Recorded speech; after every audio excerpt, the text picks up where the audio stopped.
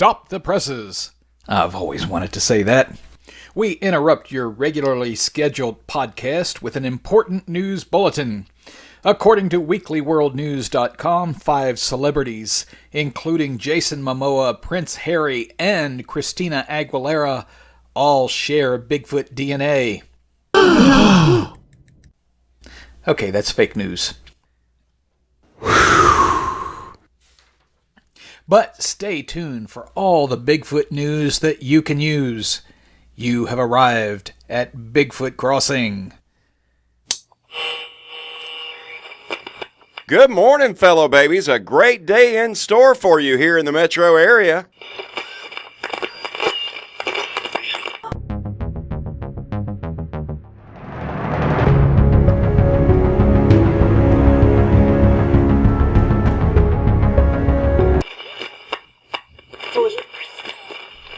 But the senator, while insisting he was not intoxicated, could not explain his nudity.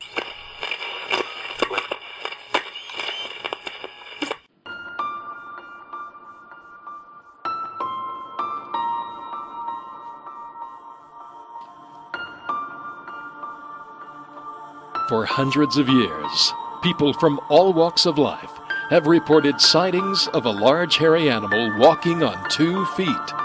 The scientific community has dismissed these sightings as hoaxes, hallucinations, or misidentified bears. But is there another option? Is it possible that there is an ape, the largest of the great apes, unrecognized and unclassified by modern science, roaming the forest of North America? Please join us as we seek the answer to this compelling question.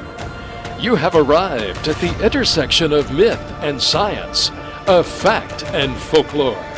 You have arrived at Bigfoot Crossing.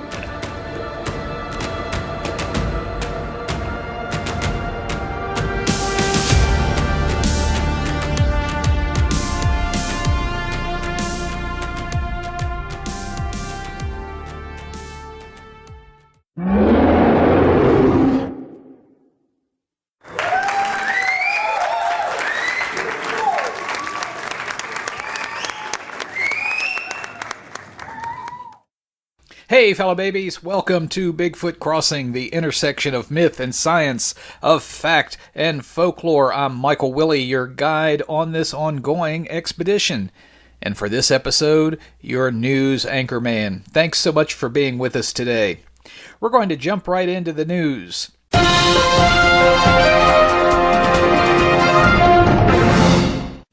Our first story comes from Beaufort County, South Carolina. According to the website for WTOC, Channel 11 in Savannah, Georgia, WTOC.com, 3 visitors to Hunting Island State Park in Beaufort County, South Carolina, reported seeing an animal 5 to 6 feet tall and walking upright retreat into the brush from the road as they were leaving the lighthouse around noon on August 3rd, 2022.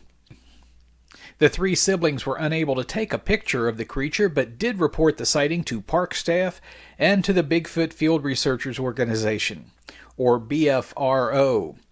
According to the BFRO report, the animal had legs that were approximately 3 feet long, human-like jointed knee with dark brown splotchy black hair that was approximately 2 inches long.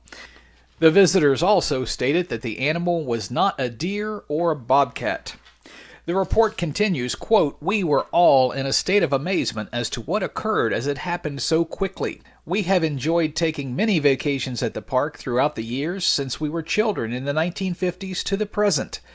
While the area is abundant in wildlife, we have never witnessed anything like this in the past," end quote. The park superintendent informed the group that he would take the report as a credible incident and initiate an investigation. The report is on the website of the BFRO, www.bfro.net, and was investigated by Matt Moneymaker. Matt, of course, is the founder of the BFRO and former cast member of Finding Bigfoot, and hopefully a future guest on Bigfoot Crossing. Paging Matt Moneymaker. Paging Matt Moneymaker. You are wanted on Bigfoot Crossing. Anyway, Matt notes that the 3 eyewitnesses are retired professionals. not the sort of folks looking to perpetrate a hoax. Matt also noted that this is the first multi-witness daylight sighting of a Sasquatch close to the shoreline of the Atlantic Ocean.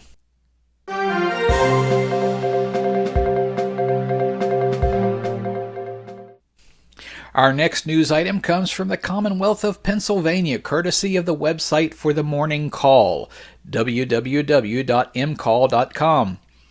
It seems that for months, signs have been posted in state parks and along hiking trails urging folks to be on the lookout for Bigfoot and to report any sightings. The signs are printed on the letterhead of the Pennsylvania Department of Conservation and Natural Resources and reads in part as follows. Quote, "Due to encounters in the area of a creature resembling Bigfoot, we are instructing all park visitors to observe elevated park etiquette, be cautious of your surroundings, and to keep the location of any small children/pets within a tighter scope of awareness," end quote. The sign goes on to warn park visitors against approaching the creature and instructs them to report sightings to, quote, "a ranger, front office, or the DCNR Office of Missing Persons." Finally, visitors are instructed to not post sightings on social media, and then the message is repeated in Spanish. I have posted a picture of the sign on BigfootCrossing.net on the episode info page. Click on episode info, then click on the episode 6 link. While you're on the website, be sure to check out the Bigfoot Crossing web store. Shameless plug. Anyway, in a turn of events that I think is absolutely hilarious, it seems there's only one problem. The signs are not legitimate. A spokesman for the Department of Conservation and Natural Resources confirms this, stating, quote, "These signs were not posted by DCNR. We have seen them at parks for months, and they are removed when they are reported or found by staff because they have not been authorized." The spokesman went on to say that he's not sure how many signs have been posted and where they have all been posted. So if you happen to visit a state park in Pennsylvania, you can disregard the Bigfoot warning signs. But Pennsylvania does have its fair share of Bigfoot sightings, so keep your eyes peeled.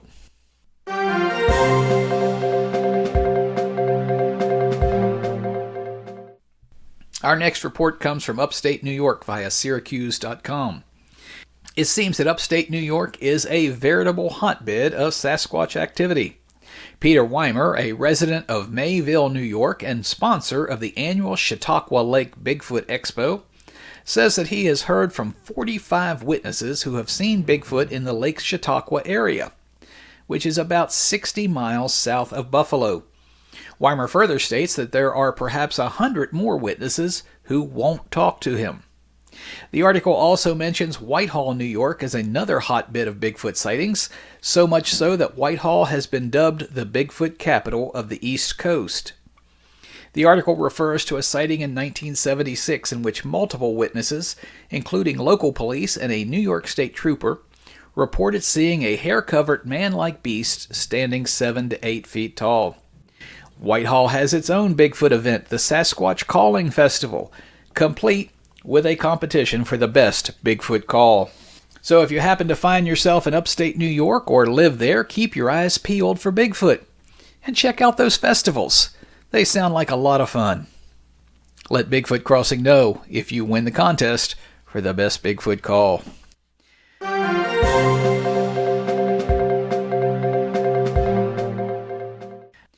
Our final news item is perfect for the holiday season.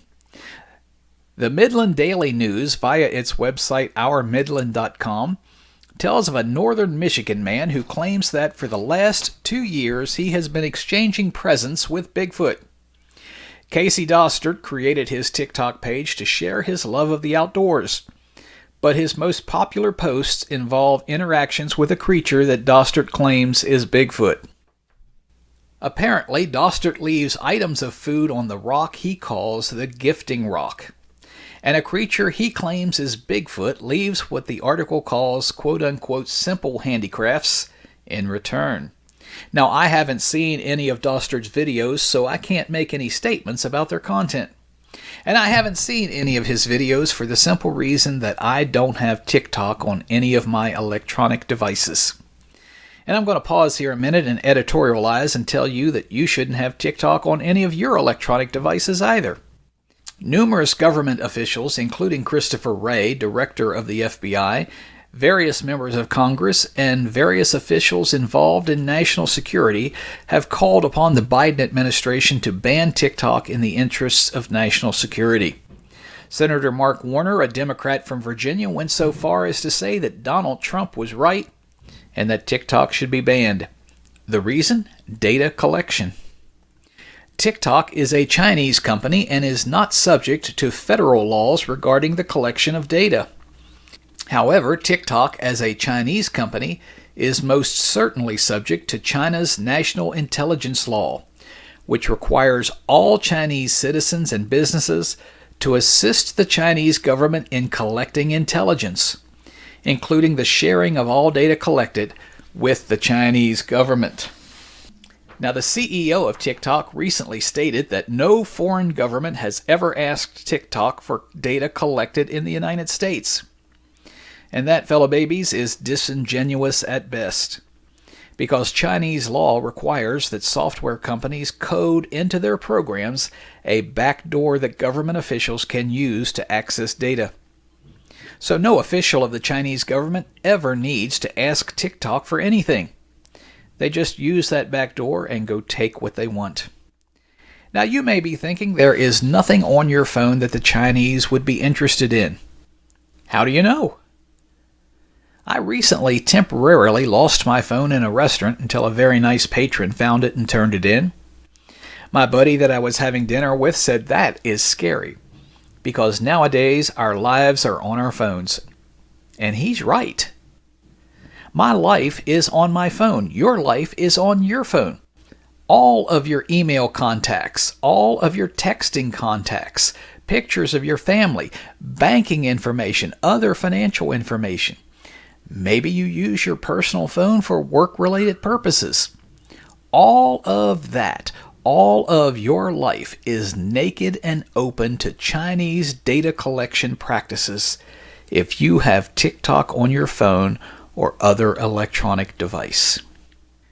But perhaps more insidious than the data collection is the fact that Chinese media companies are putting propaganda on TikTok in the form of news items that have a definite anti-American slant. Do you really want your children being influenced by Chinese propaganda on TikTok? TikTok needs to be banned by the federal government or required to be sold to an American company. And until either one of those things happen, you need to remove it from your electronic devices. Okay, enough editorializing. The article on OurMidland.com also discusses the fact that the dense forests of the Upper Peninsula of Michigan, which is just beautiful country, has spawned numerous Bigfoot sighting reports, and that there is now a Bigfoot festival called the UP Bigfoot Convention. Founder Richard Meyer states that while no one knows the exact population of Bigfoot, there have been multiple sightings, including family groups, ranging from 2 to 10 Bigfoot at one time. So it certainly seems as though there is a breeding population in the UP. So if you're in the UP of Michigan, watch out for Bigfoot and check out that Bigfoot festival. All right, fellow babies, that wraps up this edition of all the Bigfoot news you can use. If you have a news item that you think should be included in the next edition of Bigfoot News, email me at tnsasquatch@gmail.com. If we use your item, I'll be sure to give you credit. So if you prefer to remain anonymous, please say so.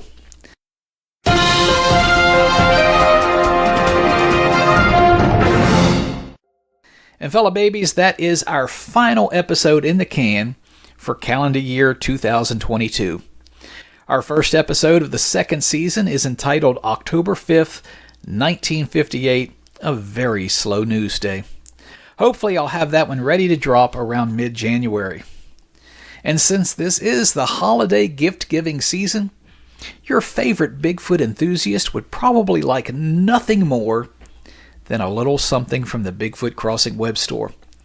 So check it out at bigfootcrossing.net and click on the link for the web store. Shameless plug. And by the way, it's okay if you are your favorite Bigfoot enthusiast. So let me wish you the happiest of holiday seasons and a happy and prosperous New Year.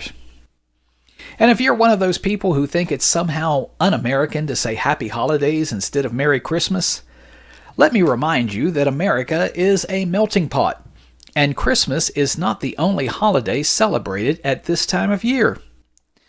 And I think it's polite to extend my well wishes to everyone. So a hearty Happy Holidays certainly covers Christmas, but it also includes Hanukkah. It includes Kwanzaa. A hearty Happy Holidays includes Saturnalia, the Roman festival of the winter solstice, and Yule, the Germanic festival of the winter solstice. And you thought Yuletide season was just another way of referring to Christmas, didn't you? Au contraire, mon frère. A hearty Happy Holidays includes St. Stephen's Day, a.k.a. Boxing Day. And last but not least, it includes Festivus for the rest of us. Let us know how the feats of strength work out.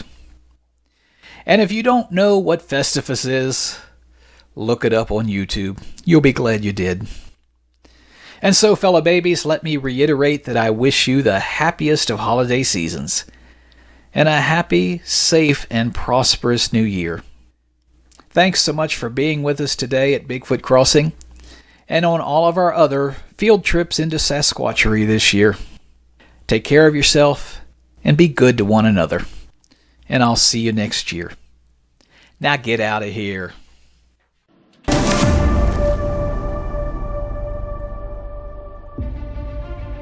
We hope you have enjoyed your visit with us here at Bigfoot Crossing. The internet home for Bigfoot Crossing can be found at www.bigfootcrossing.net. Michael Willey's website, Bigfoot in Tennessee, can be found at www.tnbigfoot.net. Please follow us on Facebook at Bigfoot Tennessee. You can also follow Michael Willey on Twitter. His handle is at Michael B. Willey. Each episode of Bigfoot Crossing is posted to the Bigfoot Crossing YouTube channel. Please subscribe so you can be notified when new episodes are posted. Your feedback is always welcome. Please email questions and comments to tnsasquatch@gmail.com. Be sure to let us know which episode you have a question or comment about. Thanks for joining us today. We look forward to seeing you next time right here at Bigfoot Crossing.